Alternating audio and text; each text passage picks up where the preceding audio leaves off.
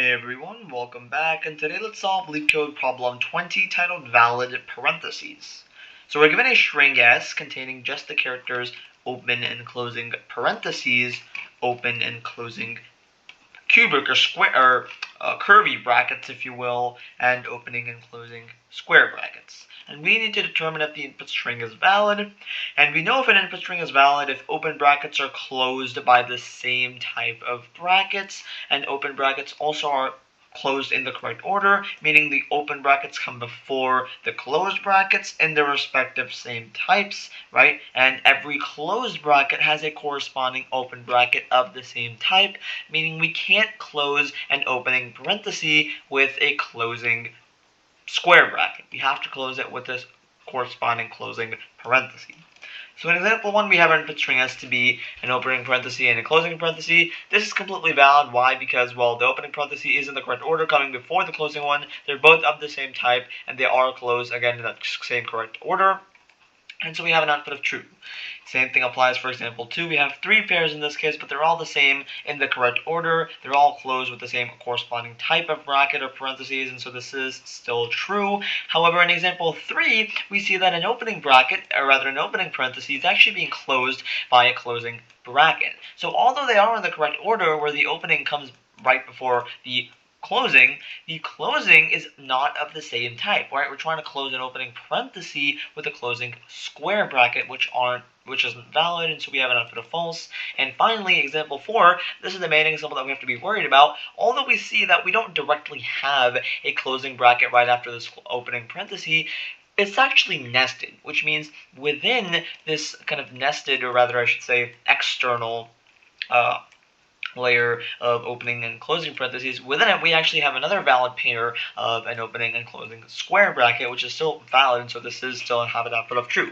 Why? Because if we were to kind of take this as this regular pass and iterate over this input string S, we'd go through this opening parenthesis first, then we'd see this opening square bracket. Once we see the closing square bracket, we know that the last opening or most recent square bracket that we need to see has to be opening and of the same type. Since it is, we can kind of just ignore these two and look at the final closing parenthesis, as we can see that kind of nests back or lays back to this opening parenthesis. And so although this is nested, this is still true, right? So for the constraints here, we see that the input string S is going to be between 1 and 10 to the 4th power for its length, and S is only going to consist of those parentheses of the opening and closing square, curly, and regular parentheses and brackets. Kind of just what the problem statement told us, validating and confirming that, those properties. Which brings us to the main observations that we really need to make to solve this problem, and that is that, okay, kind of tying back to the main example of example 4 here, every time we see a closing bracket or a closing parenthesis, we know that the most recent or the topmost or latest parenthesis or bracket that we have to see, it has to be not only of opening type but also of the same type as the most recent closing one for it to be part of a valid pair and part of a longer valid parenthesis. So what's a very nice data structure to help check that? Well, something which has the property of a last in first out or LIFO manner, which would be nothing but the stack, right? And not only do we use a stack, we also have to kind of use a hash map to map every single closing bracket and parenthesis to a corresponding parenthesis or bracket to make sure we can actually easily check when we actually do have valid inputs, or rather valid pairs of parentheses or brackets as we iterate through the input string S, while we check for any non-valid pairs or any non-valid brackets, which brings us to our actual coding solution. So let's go ahead and get into that. So like I just talked about here, we're going to be using a stack, and initially that's just going to be empty, and we'll be bringing in or storing all the non-valid pairs, or rather just the non-valid parentheses or brackets in the stack. So effectively, we have to return the stack to be non-null. And a way to do that in Python is return not stack, meaning it has no elements. Because again, the stack is only going to contain non-valid parentheses or parentheses and brackets that aren't part of a valid pair that invalidate our input string S. And so we want our stack to be empty by the time we finish our pass on the input string S, right? And so we have to return if the stack is empty, or if not stack, meaning it doesn't have any elements left, right, that we haven't popped off. Now, let's also get our mapping parenthesis. I'll literally just call it mapping. And the whole point of this is just easily map and check which closing parentheses are mapped to which type, so we can easily check if they are actually part of a valid pair as we iterate over our input string s, whether we add them to the stack or not, as non-valid elements or not, right? So first thing is the closing parenthesis is going to be mapped to the opening parenthesis, and we want to map the closing parentheses first because we're checking for each element in the input string s as we iterate over all of them if they actually are closing parentheses, because you can think of closing parentheses as our main check case, if you will, because we only care to check for anything if we see closing parentheses, because we know whenever we see a closing parenthesis, we have to have its corresponding type opening parenthesis as the most recent one that we've seen, right? For opening parentheses, we don't really need to check anything because they're just the start of possible valid pairs, and so we just have to add them to the stack until we actually find their corresponding closing one, whether it's nested or not, right? So that's why our closing parentheses are kind of our check or main case, if you will. So again, now that we've covered the parentheses, now let's actually cover the closing bracket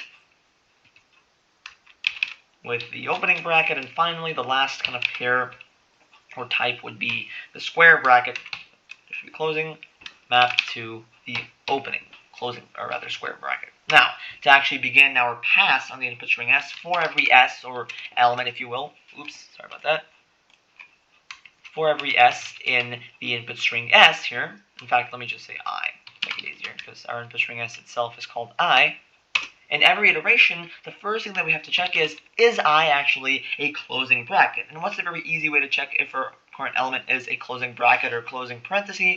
Well, if it's in the mapping hash map, because that would mean it's a key, and all our keys are closing brackets slash, parentheses, and so if it is in mapping, that means that the current element is actually a closing one, and so we have to actually check if the most recent element that we've seen is not only an opening one, but also it is actually the same type. So if stack at -1, meaning the most element that we've seen, is equal to its corresponding type opening parentheses, which we can very easily just check at mapping at index I, because mapping at I would be mapped to its corresponding opening type of the same type. So if that's the case, well, then we want to just pop from our stack the most recent element, because it forms a valid pair, and then we only want to store non-valid pairs, and so we're just going to pop off or remove the most recent opening parentheses of this pair if it is actually valid. Now, one thing that we have to check is we're checking if stack at -1 is equal to this corresponding opening bracket. Now, what if stack is non-null, meaning stack doesn't have any elements? Then we get an error, and so we also have to simultaneously check, as long as stack is non-null, meaning it has at least one element, only then is this kind of checker operation valid, kind of just making sure that we don't get an error like that. Now, if that's the case, if our current element is a closing bracket and it's not right after an opening bracket of the same type, we immediately have to return false, because now we know that our current closing parenthesis or bracket is either just not next to not connected to an opening bracket, or it's not connected to an opening bracket of its same type, both of which would result in invalid input, and so we have to immediately return false when that's the case. Now, if I isn't even in mapping, meaning the current element isn't even a closing bracket, well, then we don't really have to do anything, because that's really just a starting value or element of a possible pair, and so we really just have to add this opening parenthesis to our stack, right? So whenever we see an opening parenthesis or bracket, we just add it to our stack, because we can't really check anything from there, because that's kind of like the starting of our possible valid pair, right? And effectively, again, we just have to return not stack, meaning if stack is non-null, meaning we don't actually have any non-valid elements in our input string s, as after we iterate over all of it, right? So unless I made any syntax errors here, there should be accepted, there should be a valid solution. And as you can see, this really is just about as efficient as you can get it to be. So again, at a high level, how are we really solving this problem? Effectively, for each value in the input string s, if it's a closing parenthesis or bracket, as long as the most recent opening parenthesis or bracket is of the same type that we can check for stack at -1, the most recent value that we've seen, well, then we can just pop off the stack, because this is part of a valid pair. We don't care about valid pairs in our stack. We only want to store the non-valid elements or non-valid parentheses or brackets. And finally, we just return if not stack, right? Whenever we see a opening parenthesis or bracket in the input string s, we really just add it to our stack, because that's what we use to check for future closing parentheses, because we can't really check anything when we see opening parentheses. Those are just kind of the start of valid, potentially, pairs, right? So for the runtime complexity of this solution, this really just is big O of n, and is going to be the length of our input string s. Why? Because this really just is a one-pass solution. We iterate over each value in the input string s exactly once. And the same thing can be said about the memory complexity, because worst case, if our input string S is just completely invalid, none of the elements form a valid pair, stack can hold at most n elements, and so this is also going to be a linear or big O of n memory or space complexity as well, right? Just like the runtime complexity. So if you guys enjoyed the solution and learned something new, please consider liking this video and subscribing to my channel, and without further ado, I will see you guys in the next video. Bye-bye.